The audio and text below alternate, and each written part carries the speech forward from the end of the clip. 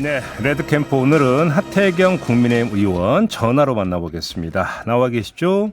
예, 안녕하십니까. 네, 장제원 의원이 총선 불출마를 선언했습니다. 어떻게 평가하십니까? 예, 뭐 어느 정도 예상을 했었습니다. 그래요? 예, 뭐 장 의원이 어쨌든 대통령과 가장 가까운 관계고, 네. 그리고 윤석열 정부 성공을 가장 바라는 분이고, 그렇기 때문에 대통령을 위한 길을 선택할 거다라는 생각을 했었고, 또 뭐 저하고는 또 국회 본회의장에서 바로 옆자리이기 때문에 가끔 대화도 나누고 하는데, 네. 저한테 불출마하겠다는 얘기를 직접적으로 한 적은 없지만, 음흠. 여러 가지 그 맥락으로 볼 때 나오지 않겠구나, 뭐 자기 몸을 던지겠구나 하는 느낌을 강하게 받고 있었습니다. 근데 겉으로 드러난 모습만 놓고 보면 혁신위가 뜨고 난 직후에 그때 그 수천 명의 지지자 모임을 가진 바가 있지 않습니까? 그리고 이때 상당히 강경한 발언을 그러니까 내놓은 바가 있었는데 이게 반전입니까? 아니면 이미 그때도 그러니까 속으로는 이런 생각을 하고 있었다고 봐야 되는 겁니까? 그렇죠. 그때부터 아마 생각을 하고 있었을 거고요. 네. 어쨌든 끌려가는 모습으로 불출마하지는 않겠다, 뭐 이런 거죠. 밀려서는 안 한다. 예, 그렇죠. 그 자기가 결단이 부각되는 그런 모습으로 하고 싶었을 거고요. 예. 그래서 뭐 혁신이가 막 밀어붙일 때는 오히려 더 강하게 반발하는 모습을 보였을 겁니다. 그러면 장제원 의원의 불출마 결정은 본인의 단독 판단일까요? 아니면 윤석열 대통령과 일정하게 교감하에 나온 결정일까요? 어떻게 보십니까? 그래서 대통령한테 말씀드렸겠죠. 그렇게 보십니까? 예, 그냥 뭐 교감이라기보다는 말씀드렸겠죠. 이렇게. 알겠습니다. 자, 그러면 김기현 대표는 그동안 버텨왔잖아요. 김기현 대표도 사실 당내에서는 뭐 불출마한다는 게 기정사실입니다. 그래요? 예, 기정사실인데 똑같이 이제 혁신에 밀리지 않겠다, 그런 모습을 안 하겠다고 하는데, 네. 이제 너무 제가 볼 때 이제 좀 정무적 타이밍 감각이 좀 많이 다른 겁니다. 제가 볼 때는 사실 가장 좋은 타이밍은 지난번 보궐선거 패배했을 때 강서. 네. 그때 저는 불출마 선언을 했어야 된다고 생각을 했고요. 네. 근데 이제 그때 당시에 김기현 대표는 조금 생뚱맞은 이야기를 했죠. 총선 치면 정계원 대하겠다는 식으로. 예, 기억나실 겁니다. 네, 기억납니다. 그러니까 본인의 정치적 시기에는 이제 아직 이르다. 뭐 다음 달 이야기도 나오고 뭐 1월 달 이야기가 많이 나왔어요, 당내에서는. 1월에. 근데 아무튼 이제 문제는 이제 좀 당내에서 기정사실이고 좀 아는 사람 다 알고 이런 상황이기 때문에 장제원 의원 불출마 비교했을 때 큰 감흥이 없지 않을까 하는 생각이 쉽게 말하면 이제 선수 뺏겼다 이런 말씀이시네요. 그런 측면도 있죠. 예. 그런데 자 그러면 예를 들어서 그러니까 친윤 성향의 초선 의원들이나 그다음에 장해찬 청년 최고위원이나 배현진 의원이나 김석기, 김가람 최고위원이나 모두 그 김 대표 사퇴를 요구했던 의원님을 막 맹비난했었거든요, 어제. 이 현상 그럼 어떻게 이해를 해야 되는 겁니까? 근데 이제 그 현상과 이제 유사한 현상이 이제 작년에 나경원 연판장 돌린 거거든요. 네. 일종의 이제 총동원 이제 주류 의원들 총동원령 내렸을 때. 예. 그때는 한 46명인가가 서명을 했어요. 네. 46명. 근데 이번에는 세력이 많이 떨어졌죠. 그러고 보니까 15 정도, 한 3분의 1도 안 되는 것 같더라고요. 네.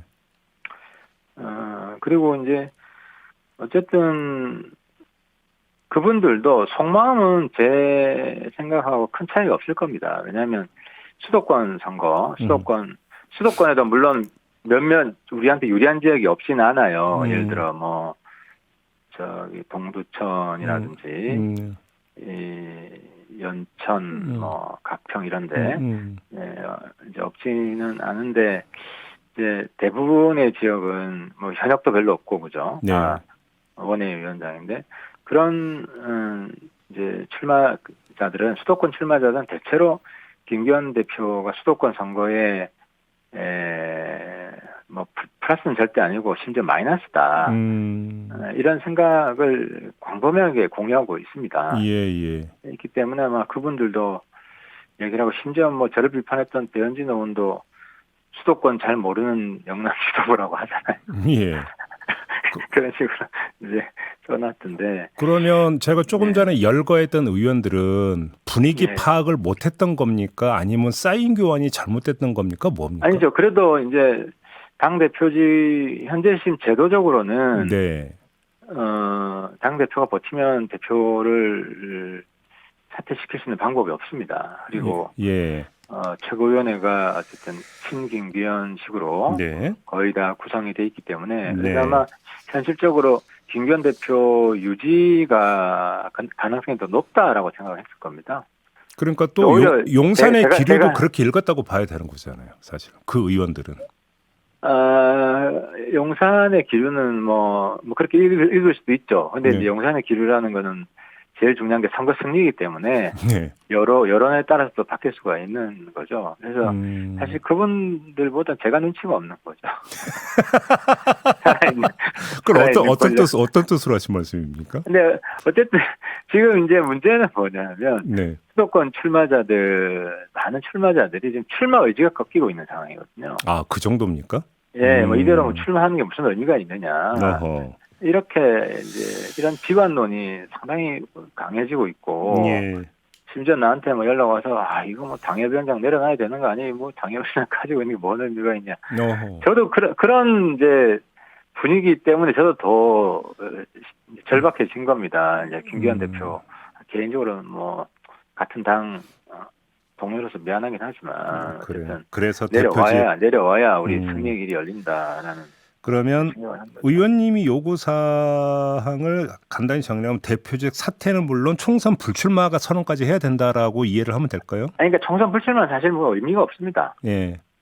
김기현 대표가 뭐 불출마를 하는 것이 수도권 선거에 뭐 별 영향이 없거든요. 그러면 하여간 대표직 사퇴가 급선무다. 그렇죠. 예, 그래서 좀 수도권 선거에 도움이 되는 사람. 그러니까 전 어제도 이야기했지만 딱 대표 한 사람만 바꾸면 됩니다. 그래서 수도권 선거에 좀 도움이 되는 사람으로 예를 들어 뭐 원희룡도 도움이 되고 원희룡 한동훈도 도움이 되고요. 예. 그리고 원외에서도 뭐 김한길, 김병준, 김황식 이런 분들도 네. 김기현 대표보다는 도움이 됩니다. 그래서 대안이 지금 그쪽에서는 자꾸 대안 없이 흔들지 말라. 대안 되게 많고요. 그러면 의원님 만약에 김기현 대표가 대표직을 사퇴를 하면 전당대회에서 지금 대표를 지금 다시 선출할 뭐 계제는 아니지 않습니까? 아닙니다. 그냥 당 총의로 네. 비대위원장을 추대를 하면 됩니다. 비대위원장으로 가야 된다는 말씀이신 거예요? 비대위원장 추대를 하고 예. 다른 최고위원들은 그냥 자동적으로 비대위원으로 재추대하면 하루면 상황 정리가 됩니다. 상황 정리가 된다. 그러니까 비대위로 전환하자. 예. 그런데 그러면 여기서 오늘이 12월 12일입니다. 예. 그런데 지금 한동훈 장관 같은 경우는 연초 장관직을 그만두더라도 연초 이야기가 많이 나왔는데 이른바 한동훈 비대위로 만약에 간다면 시간이 너무 뜨는 거 아닙니까? 이게 뭔가 좀 아기가 안 맞는 거 아닌가요? 한동훈 장관한테 너무 지금 총선 문제에 대해서 안이하다. 네. 시간이 없다. 빨리 나와라라고 뭐 여기저기서 많이 촉구를 했는데요. 한동훈 장관이 뭐 1월 달 이렇게 나온다 그러면 우리 당 리더십에는 한동훈은 없을 겁니다. 한동훈 비대위는 어렵다 그러면? 어렵죠. 시간적으로 어렵죠. 12월 내로 과거에 이제 박근혜 비대위 할 때도 12월 말쯤에 했었거든요. 네. 그래서 이제 선거 우리가 승리한 적이 있습니다. 어허. 지금은 12월 중은 시간이 충분합니다. 그러면 한동훈 비대위가 아니라 다른 원희룡 장관이나 이런 사람을 그 간판으로 한 비대위 현실적으로 이럴 수밖에 없다는 말씀이시고? 그렇죠. 원 장관이 이미 사퇴를 선언했기 때문에 언제든지 당으로 돌아올 수 있지 않습니까? 알겠습니다. 조금 전에 판세 이야기했으니까 좀 여쭤볼게요. 얼마 전에 조선일보가 보도한 게 있었잖아요. 자체 분석 결과 서울에서는 6곳 말고는 승리하는 곳이 한 군데도 없는 걸로 나왔다 해서 상당히 이게 이제 논란이 많이 됐었는데 의원님은 어떻게 파악하고 있고 어떻게 체감하고 계세요?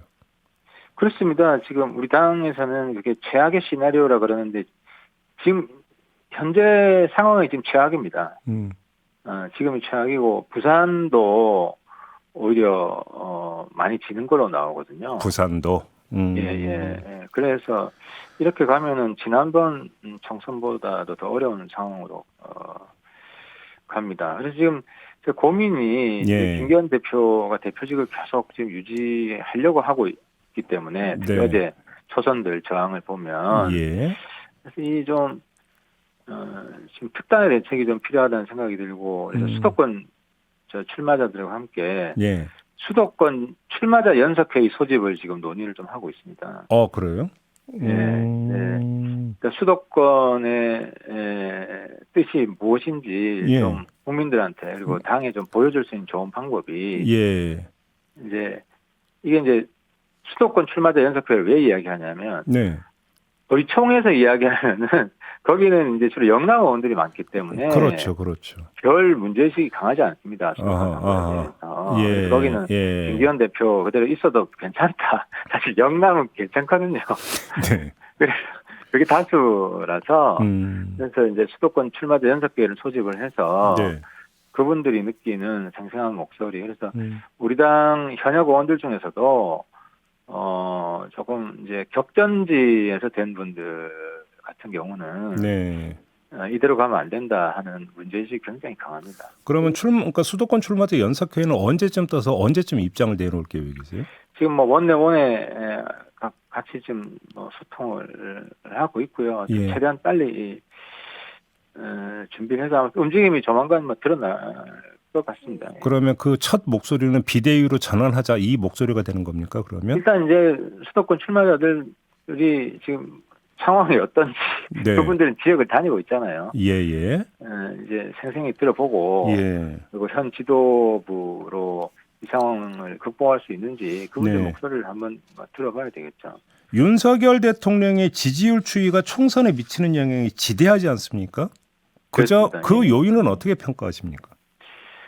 그래서 사실은 정부에도 그렇고 당에도 그렇고 어떤 성찰과 혁신의 시간을 준 거 아닙니까? 네. 2년 혁신이 가동이 됐었고, 네.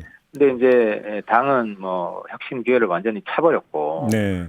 그래서 김기현 대표는 뭐 반혁신의 중심처럼 돼버려가지고 지금 이제 사퇴 목소리가 나오게 된 거죠. 네. 네, 똑같습니다. 윤석열 대통령도 처음에는 국민은 늘 무조건 옳다라고 이제 말씀하셨고 처음엔 또 여러 가지 의전 비서관 문제가 있다 그러니까 당일날 바로 해임을 하고 굉장히 좀 깊이 좀 반성하고 혁신하는 모습을 보이다가 네. 최근에는 또 좀 안이해진 것 같죠. 그래요. 이런저런 모습들이 보이는데 네. 대통령께서도 사실 이게 혁신하려는 이유는 윤석열 정부를 안정화시키려고 그러는 거 아닙니까? 네. 한쪽짜리 정부인데 네. 온전한 정부로 만들기 위해서 하는 것이고 이대로 가다가는 본인이 내건 국민 약속을 하나도 못 지키게 되는 정말 최악의 불행이 다가오고 있기 때문에 예. 어쨌든 윤 대통령도 본인도 지금 혁신할 게 굉장히 많다. 절박함을 좀 느끼고 있을 것 같은데요. 아무튼 겉으로 드러난 것은 많이 부족한 것 같아요. 그럼 의원님 지금 윤석열 대통령이 좀 안이해진 것 같다고 평이 주셨으니까 제가 예를 들어서 하나 질문 좀 드려볼게요. 지금 그 강도영 해양수산부 장관 후보자 있지 않습니까? 예. 이 사람에게 지금 음주운전과 폭력 전과가 있는 사실이 밝혀졌는데도 지금 그 지명을 했단 말이에요. 이런 인사가 윤석열 대통령 지지율이나 총선에 영향을 미치지 않겠습니까? 어떻게 평가하십니까? 이제 인사보다도 지금 국민들한테 가장 큰 영향을 주는 이슈는 아무래도 영부인 문제 같아요. 김건희 특검법도 좀 이따 여쭤보려고 했습니다. 그렇지 않아도. 예. 그러니까 인사도 좀 더 국민 눈높이에 맞는 인사가 필요하고요. 그러면 이 사람 같은 경우도 예를 들어서 뭐 본인이 사퇴하거나 지명 처리를 해야 된다고 생각하십니까? 근데 이제 이 해수부 장관 후보자죠. 예. 해수부 장관 후보자인데, 근데 이제 그렇게 되면요, 저는 그건 조금 이제 디테일에 있어서 시각이 좀 다른데, 네. 그분 음주를 찾아보니까 20몇 년 전이더라고요. 네. 20몇 년 전이더라고요. 그분을, 근데 이제 이게 우리 기준이 있는데, 당에서 공천할 때도 음주운전은 10년 이전 거는 문제 삼지 않아 왔어요. 그럼 폭력은요? 그것도 아마 아주 경범 아마 30만 원 벌금이더라고요. 네. 30만 원. 그래서 아주 경범인지 중범이냐에 따라 다른데 저는 이제 당이 좀 결단을 했으면 좋겠습니다. 당이 결단을 하면 그 20년 전 음주운전이 평생 한 번이라도 있으면 다 아웃이다. 네. 저는 뭐 그런 드라이브를 걸어도 나쁘진 않다고 보는데 당이 어쨌든 주도해서 정부랑 예 그렇죠. 그러면 왜냐하면 일관되게 적용을 해야 되거든요. 그럼 강도영 후보자한테도 바로 적용해야 된다라는 입장이십니까? 그러니까 그 부분은 당하고 정부하고 상의를 해야 됩니다. 그리고 민주당한테 영향을 줄 수도 있습니다. 예를 들어 우리 당이 네. 음주운전은 그냥 원타임 아웃이다. 알겠습니다. 평생에 한 번이라도 있으면 네. 그렇게 결단을 한다면 공천에도 반영을 해야 됩니다. 알겠습니다. 그리고 폭력 전과도 뭐 10만 원, 20만 원에 무조건 아웃이다. 그럼 공천에도 반영을 해야 되고요. 그럼 우리 당은 박수를 받겠죠. 근데 아무튼 이런 특단의 대책에 대해서는 알겠고. 당 지도부가 깊이 있게 저는 고민하고 진행을 했으면 좋겠습니다. 더 중요한 문제가 김건희 특검법인데 의원님은 좀 그러니까 전에도 저희 방송에 나와서 반대한다고 말씀하셨어요. 근데 만약에 당이 네. 반대하면은 그 윤석열 대통령 지지율에 악영향을 미치고 총선 판에도 별로 안 좋은 거 아닙니까? 저는 그렇습니다. 이제 특검법이 본질이 아니라 예. 본질은 영부인에 대한 이제 광범위한 국민적 비호감이 문제다. 네. 그러니까 이제 제가 반대했던 이유는 뭐 문재인 정부 때 탈탈 털었고 새롭게 나온 혐의가 없다. 이건 네. 이제 법치, 이제 범죄 이런 관점에서 말씀드린 거고. 네. 그 이면에 이제 광범위한 국민적 비호감도가 있기 때문에 네. 저는 대통령실에서 영부인에 대한 비호감도가 왜 강해졌는지 그리고 이걸 좀 낮출 수 있는 근본적인 좀 대책에 대한 고민이 좀 필요하다고 보고요. 예를 들어서 이런 겁니다. 그 영부인께서 대통령 선거 당시에 네. 본인은 아내로서의 역할에만 충실하겠다 이렇게 대국민 약속을 맞아요. 했거든요. 맞아요. 예. 근데 지금 약속을 안 지키고 있습니다. 예. 그러니까 이런 게 이제 비호감도를 높이는 한 요인이라고. 그럼 보는데. 간단하게 보면 공개 활동 금지 뭐 이런 거가 필요하다는 말씀이시네요. 그러니까 예를 들어 이런 거죠. 예를 들어 해외 순방을 하잖아요. 예. 해외 순방을 하면 그러면 같이 가야 되냐 안 가야 되냐. 네네네. 근데 그건 안에서 역할은 가야 되거든요. 네. 그거는 글로벌 에티켓이거든요. 네네.